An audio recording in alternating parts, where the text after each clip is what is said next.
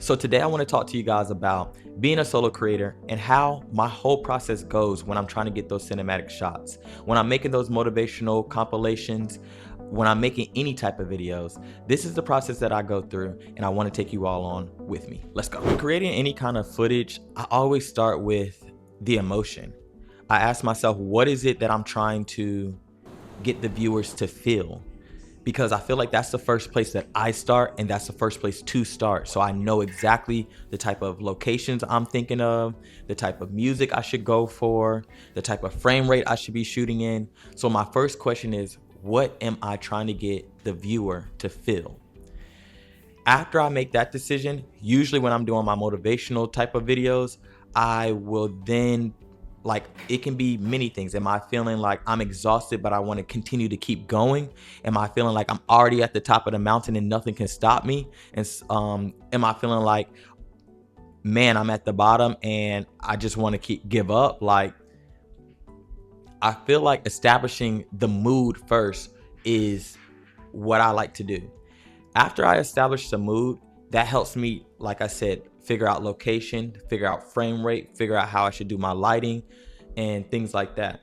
So I'll then go into listening to audios, motivational clips that help me, that actually go with the mood that I'm trying to do for the whole video.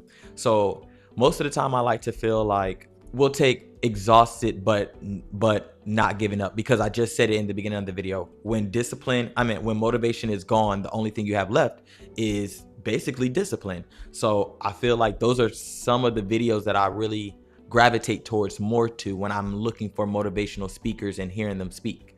So as I'm looking through different TikToks until one like really catches me, whether it's TikTok, whether it's YouTube, wherever I'm pulling the motivational quote or audio bite from, I will then make sure, of course, that it matches the mood that I want for the video. And then I go ahead and download that audio. I play it a few times for myself to kind of like envision in my head what are the different scenes that I'm thinking. Am I going a whole bunch of different scenes, or am I making a scene out of one place? Like, I want to make sure that my footage matches the audio bite. So making sure those correlate is super important to me. So after I found the audio, I've downloaded the audio, and now I've listened to it a few times. I start getting on my iPad and I start drawing out my inspiration. I start thinking about the different scenes that I want, the feeling that I want, and then I get to it, because I don't want to take too long trying to draw everything out, because sometimes when you get into the action, you may start thinking of something completely different, which can give you an even better result. So I want to make sure that I give time to the pre-production, but I also make sure that I execute. So I had a few extra minutes this morning to kind of show you all how I would set up this scene, how I would want to draw inspiration on my iPad and listen to an audio bite similar to my actual process, and how it makes a light go off in my head, and then I get to it. And so that I wanted to show you guys as I start. My usual technique of what I use is frames. So the F is going to stand for foundation. That's going to be like your establishing shot. I'll typically and most likely always do that in a wide shot, because that establishes where we're at. And then we're going to have R, which is for reveal. So I like to do like a revealing or a unique type of shot. Kind of like that can almost be your establishing shot as well. Really quick before I actually go back there and do it.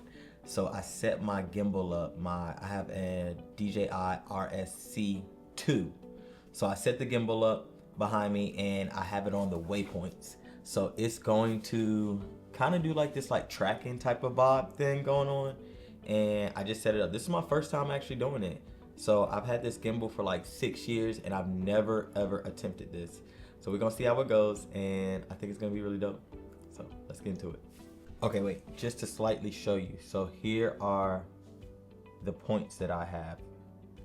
Okay, on the waypoint on the app. So I connect the DJI to the app with a USB-C into the camera, USB-C into the gimbal, and then yeah, then I go into the app, I make sure it's connected through Bluetooth or through whatever is Bluetooth, and then I go into create.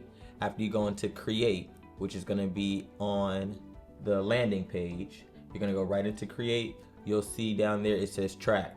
That's exactly how you do it, okay? So let's get into it. You'll hit track, and then you'll use I use the joystick down in the bottom right hand to kind of get my movements.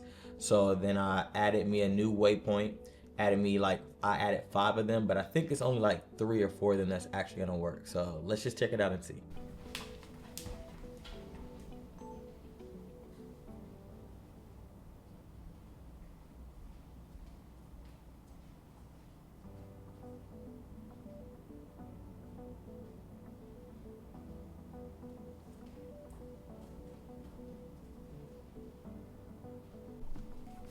All right, true reaction. Here's true reaction.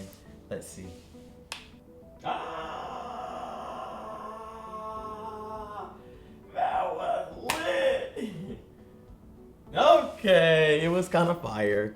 I have to admit, that was kind of dope. That was my first time doing it, so. Then we're gonna have A, and A is gonna stand for any action. So I may want action from the subject in the frame, so frame staying still, action from the subject, or frame or camera is moving and the subject is moving as well, so action. And then we're gonna have M. Then we're gonna have M. M is gonna be for my medium shots or my close-up shots. So anything like that, medium or even kind of close-up, that's what the M for me is standing for, with frames or with frame. And then for the E is gonna be the emotion, the emotional shot that we're going for here. Where is our emotional shot that makes you feel something so you can understand everything that's going on? Is it gonna be your end shot? Is it gonna be somewhere in the middle when the light bulb goes off? When the light bulb goes off. Where is the emotional shot? And so that's how I kind of layer most of my videos, with frame. So this behind the scenes content was mainly to kind of give you the process of what it's like being a solo creator and then having to move that tripod many different times until you get that angle that you want. Also wanting to do it in a pretty fast time, because if you have any daylight going on, the daylight moves, the clouds move, so your exposure is going to look different sometimes as the clouds are moving and the sun is still out. So you want to be fast, or you want to make sure that you're shooting early in the morning like I do, or maybe later at the nighttime, maybe golden hour or nighttime when I can control the lighting a little bit more. So being a solo creator can be difficult, but however, we're going to get it done. That's what we do. We're going to create, we're going to learn different angles, different frame rates to make sure that we get the footage that we want. All right, so everything you watch, everything you just watch and experience did not start with the camera. It didn't start with the lens. It started with me wanting someone to feel something. So I think looking at your footage and looking at your project in a different way when you're trying to create something cinematic, start with the feeling.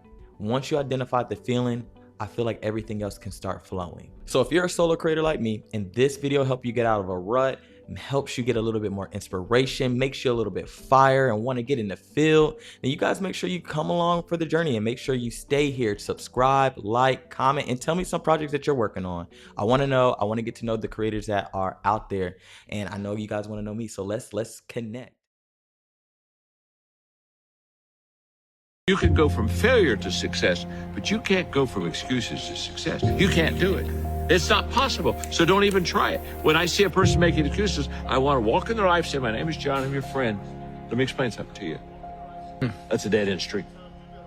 You can't excuse your way out. Right. You can adjust your way out.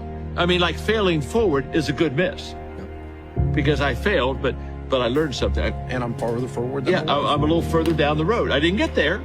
You know what's interesting? You can make a small mistake and make it a bad miss because you make excuses. That's exactly. You could make what looks like a catastrophic mistake and go, there's something good here. Well, you never know whether it's a good or a bad miss based on the failure.